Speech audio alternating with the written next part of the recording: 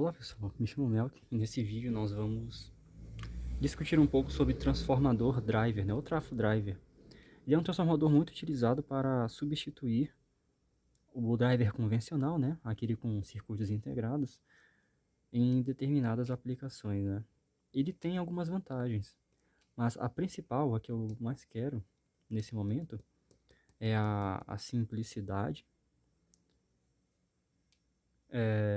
é fácil o acesso, né, e você pode fazê-lo como quiser, né? Você pode colocar mais corrente, menos corrente, você pode colocar a tensão que você quiser aqui entre primário e secundário, né? Ou seja, é um negócio mais customizável. Além disso, você pode ter múltiplas saídas, certo? E a tensão de isolamento entre bobinas pode ser muito maior, já que no caso dos circuitos integrados, você tem uma tensão limite ali, né, dada pelo fabricante. Embora muitas das vezes, né, passe de 600 volts. Mas enfim, vamos lá. Vamos para a teoria. Se você quer entender como que você coloca uma onda quadrada no primário e sai uma onda quadrada no secundário, uma cópia, né, basicamente, do mesmo jeitinho ali, e que você pode jogar um ganho, né, até botar mais tensão, então acompanhe o resto do vídeo. Vamos lá para a teoria. Bem, nós vamos precisar dessas três fórmulas aqui, né?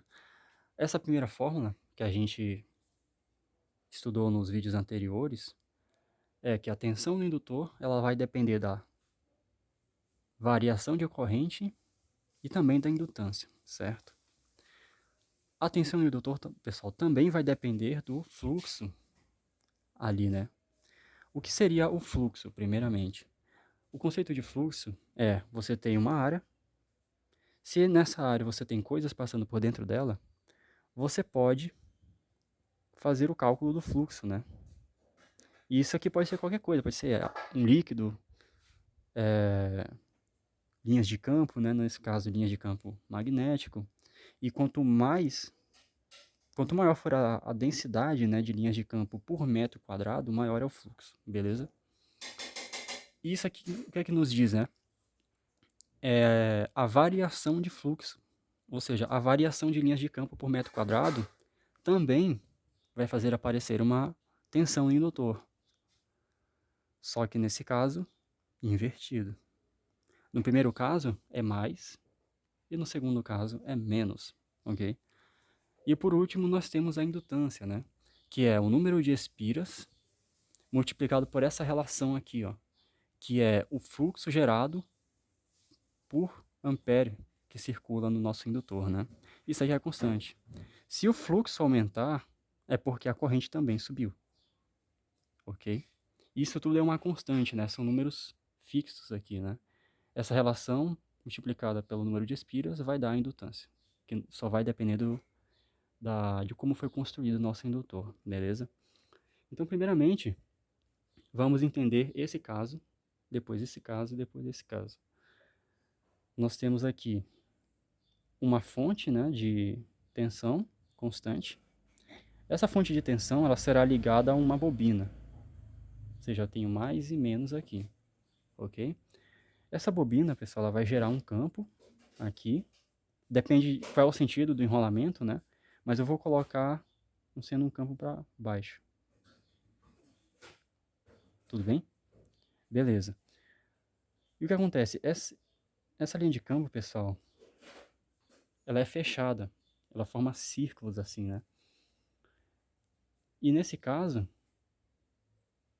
né, indo para baixo assim, são várias linhas de campo fechadas que vão envolver o indutor, né? Aqui por dentro e saindo. Vai ficar parecido com uma laranja, com uma tangerina, assim. Tudo bem? Ok. Isso daqui é o primeiro caso, né? Dessa forma, se a tensão é constante, eu tenho que ter uma rampa de corrente aqui, né?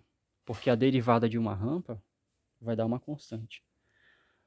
Logo, a corrente no indutor, ao longo do tempo, será uma rampa assim, né? Sobe linearmente, ok? Beleza. Isso quer dizer, pessoal, que se a corrente sobe linearmente, o fluxo também vai subir linearmente. O fluxo também vai subir linearmente. Por quê? Por conta da nossa indutância, né? Se a corrente sobe, o fluxo tem que subir junto, certo? Essa é a característica do indutor. Então, sabendo que a corrente sobe devagarzinho e o fluxo sobe devagar, a derivada de uma rampa, né? Ou seja, a derivada, nesse caso, da corrente no indutor, ela vai dar uma tensão constante, né? Essa tensão constante é a nossa fonte. Então é por isso que se eu fizer na prática, né, medir a tensão aqui no osciloscópio e colocar uma tensão constante, vai aparecer uma rampa. Fluxo também. Então é a primeira coisa, né?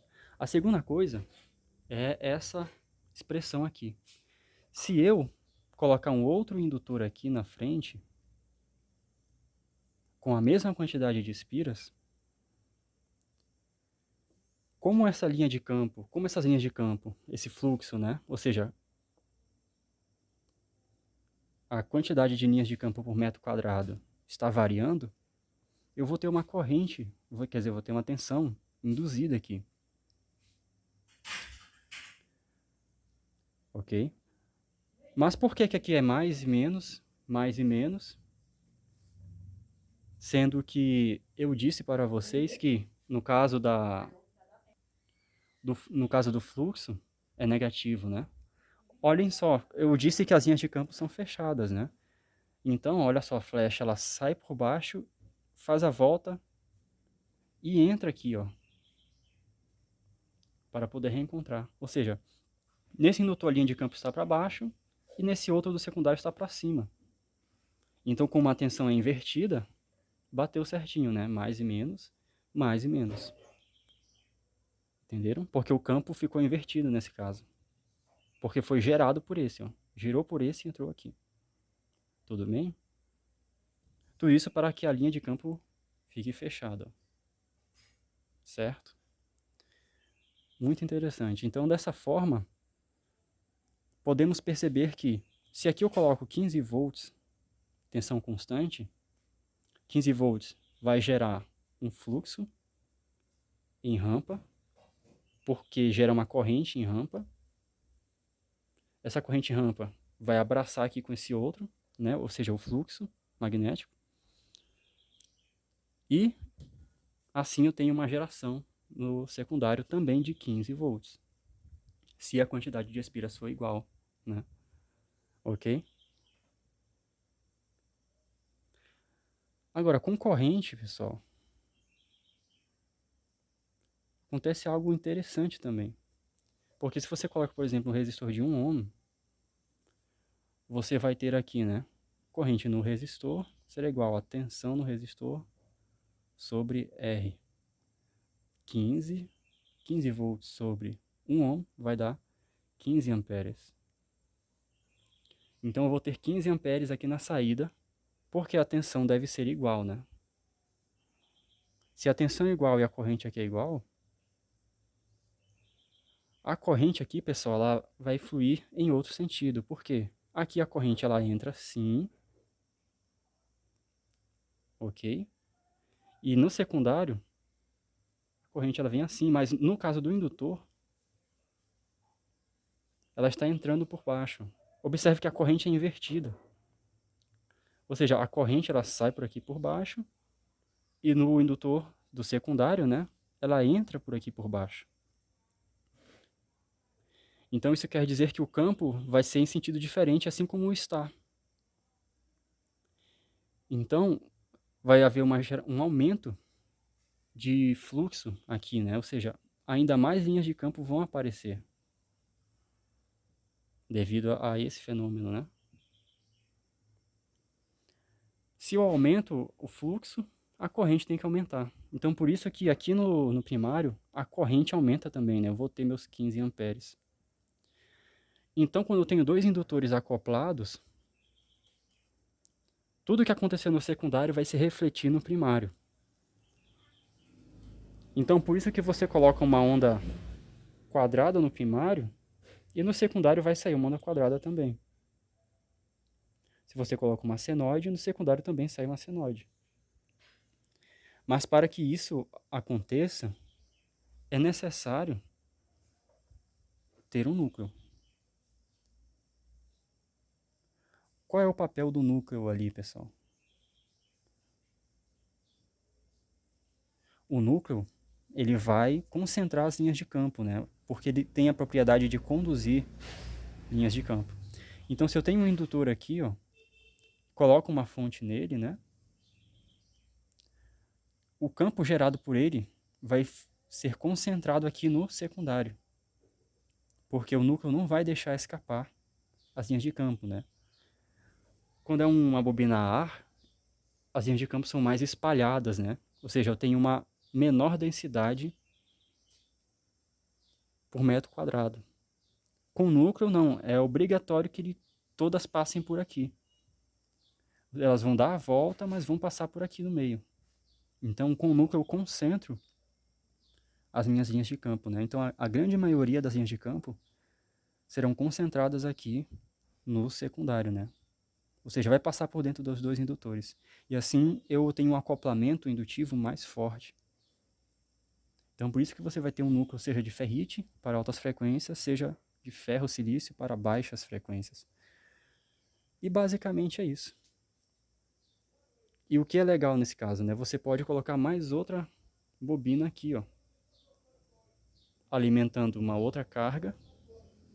E essa bobina vai ter nada a ver com essa aqui, né? Ou seja, você não vai ter uma ligação, não vai ter fios ligando alguma coisa, né, entre os secundários.